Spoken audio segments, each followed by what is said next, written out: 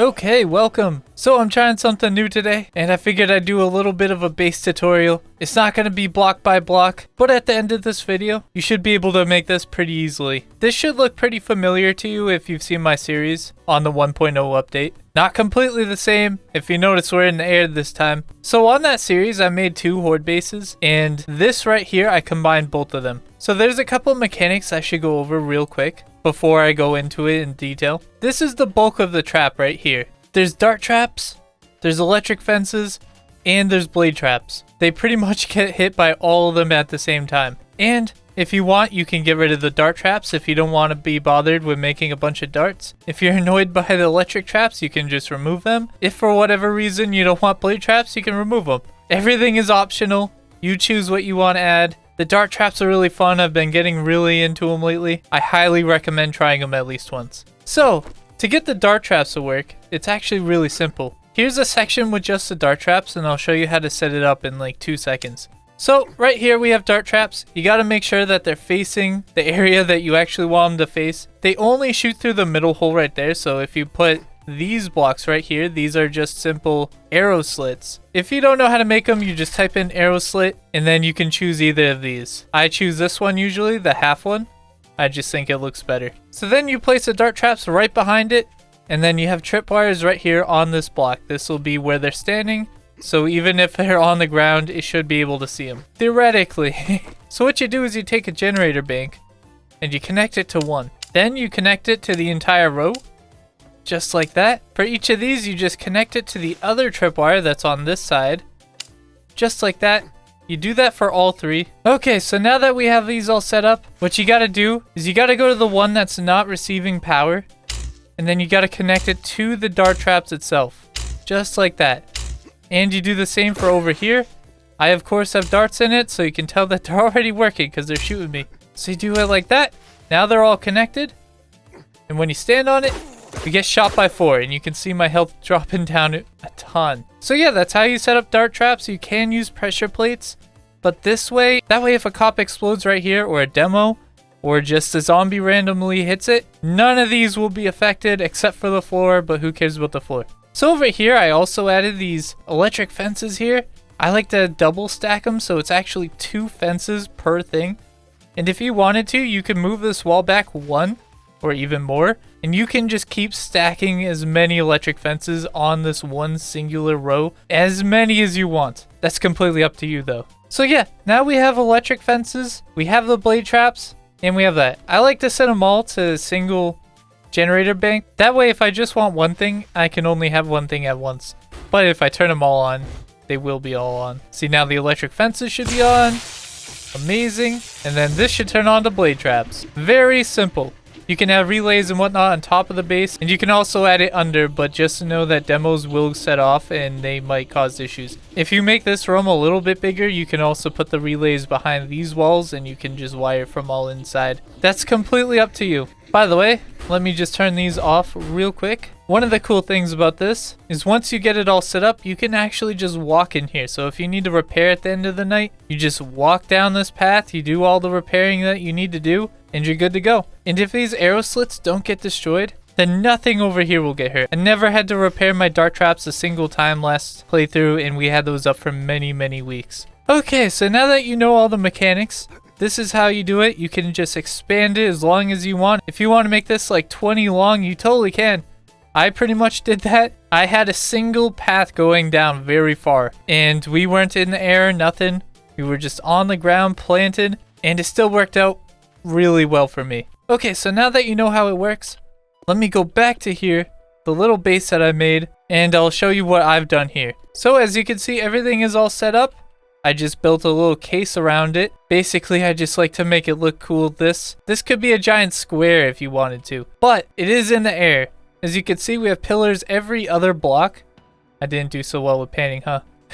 But it's every other block here, so if a zombie breaks this block, he's not going to be able to climb.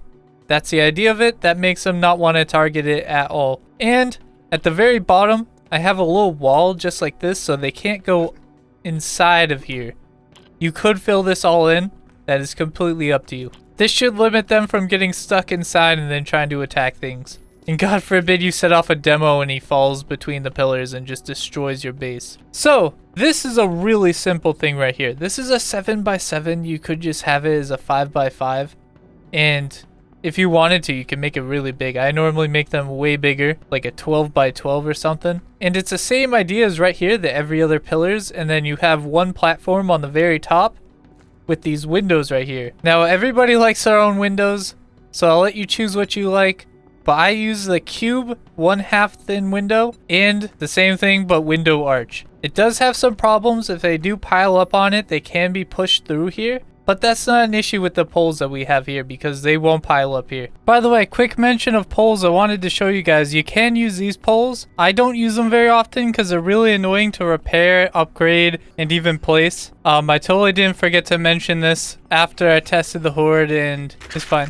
But as you can see, he does use this as a path. He does think that this is a path, and there's just no chance of him actually getting to me. It's completely up to you if you want to use them. These are the 0.0125 meter centered poles right here. They're very hard to see. And the ones that I'm using, okay, well, I see I used the wrong poles anyway. I was meant to use these. And they're the 0.025 M centered, but the ones I have right here are the 0.05 M centered, and they work as well. So you get to choose which one you want to use. These two are basically the same. These are a lot easier to work with. I will mention that. The idea behind this is that they still see this as a path. They'll try to like use it and whatnot, but then they'll fall. They do it a lot. Like most zombies that go on this will just fall. Which, by the way, if you do something like this, I like to make this little base part right here, the foundation, a little bit thicker than the actual pillars themselves, because occasionally they'll try to attack it, and that should mitigate some of the damage done to the actual stability of the base. So if you do that, make sure the platform up here resembles that as well, because if they can fall on this, they will. You know, they'll fall up here and they might attack stuff. Usually if they did that, they would just hop down, unless you gave them a reason to stay there. So one of the key mechanics to this right here is it needs to be at least 13 blocks tall, the base anyway. That way when they fall, they do fall 13 blocks. If they fall any less than that, they have a mechanic that makes them go into aggro. And then when they go into aggro, they'll just attack like any blocks around, including your base. You don't want that. So go at least 13 blocks. I normally go for like 15 or so just in case I messed up and went a block under and it could just screw up the entire base. So this is all 13 blocks tall. For my stairs, I do have a triple stairs here. Some of them go this way. That way if they fall here, they'll just see that and then just go on up. They'll use the nearest path to them, you know. If they spawn all the way over here, they'll end up using this and just run up. And this one is 3 wide too, so it should make it a lot harder for them to destroy all my stairs. Hopefully that keeps them from destroying their path up, because if they lose their path up, then they will not use a path up and they'll just go strictly for your base. So yeah, that's pretty much the entire thing. Obviously, you could make this way longer. You could do something way cooler with the stairs. You can be as creative as you want to be. The little poles here, you don't have to use the poles. You could just use regular blocks if you don't like these. You could have these going sideways instead of straight up like that. It really depends on what you want. Also, I do have these blade traps here, which are sideways. So if they're walking just like this, up until here, if they were to stand right here, the blades would still be hitting their head. It shouldn't block their pathing, but it should do some decent damage to them if they're trying to break in. And on top of that, I do have some spotlights, one here, one here. This one is facing this way, so it should get a little bit of that. This one is facing the base, so everything here should be lit up. And then I do have one right here facing this way, so a lot of this should be lit up as well. This is where my generator banks are in. These are called plates right here. You can place them down. They're not technically on that block right there. They are covering that with vault door and a vault hatch for this one. So if a cop spits in here, which these do block spit by the way, but if somehow they do some damage in here, this should stop it from destroying your power. And other than that, what I normally like to do is I like to add walls, like a 3 or 4 thick wall. It goes all the way around this. And then I add 1 or 2 entrances like on the side with blade traps and electric fences and whatnot. So they have to go through that before they even just get in here and start running up. It does slow them down a bit.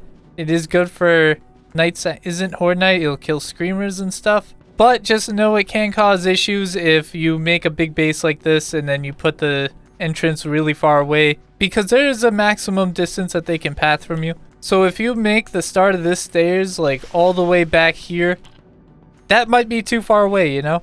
So they won't see that as a path, and then they'll just say, screw it, we're gonna go and attack the bottom of your base. But yeah, this is pretty much it. I'll show it off for a tiny bit. I don't plan on doing the entire horde because that would make this a very long video, and I don't want that to put people off when clicking on it. But of course, we gotta turn these on. As you can see, we're all lit up now. Makes it really easy to see here. By the way, you can also make this taller if you want, like 3 tall, if you don't want to have to crouch and shoot through it. I really don't mind. I crouch a lot, but that's completely up to you. Also, if you notice, we're on day 700, and my game stage is 774, and I'm level 254. So, this should be a pretty tough horde. There's also 0 steel on this base, everything is concrete, just to show you that it works. Okay, it is now officially horde. As you can see, they run right up, 0 issues, they just run right up the staircase. Everybody leaves the base alone completely. Nobody's going for this either. They run into here. They get hit by all these blade traps. By the way, I forgot to repair these, so don't fault the base. I was doing some testing. My bad, I forgot to repair it. As you can see, it butchers them really well. They stand 0 chance. All those white streaks are the darts. They do have to stand in a specific place where the darts actually get them. But as you can see, it is completely working. I don't have the difficulty set to insane right now, so they will be dying a lot quicker than on one of my playthroughs. But this is a really good demonstration. If you're not playing on insane mode, this thing will just absolutely shred everything in its path. Pretty much AFK. If you're playing on insane mode, this thing definitely works still too, by the way. I use this exact base design, but on the ground and not in the air, and it worked out so well. You can see they're barely even making it past. If I fix these 2 right here, they wouldn't even make it past these 2. And of course, you can make this way longer, so this thing could just AFK an entire horde easily. But you see, oh, a demo's going off. That's one of the reasons why you're going to want steel, and a big reason why I recommend that you make the floor at least 2 thick, which I've done here, because demos might go off. The dart traps don't set them off, but the cops can, so that's something to worry about. Also, of course, you can set them off as well. I recommend while you're sitting here, you just sit here and try to kill all the cops. That's the only thing that can set off the demos in this base, unless you start adding some turrets. By the way, there is spikes on the roof, so if birds go and land on it, it should kill them. Normally, I would just say add turrets, but it really is up to you. And of course, there is 3 paths, so if they somehow break one, hopefully one of them will survive. But yeah, this is the horde base, guys. But yeah, guys, thank you guys for joining me. Hopefully this helps you. Hopefully this gives you some ideas. I wouldn't recommend doing this 1-to-1. Do your own thing. If you want it to be smaller, you can make it smaller. If you want it to be way bigger, you can totally do that. I know that's what I'm going to be doing. And I'm going to be adding walls around it. But yeah, that's the base. So thank you guys for joining. I'll see you next time.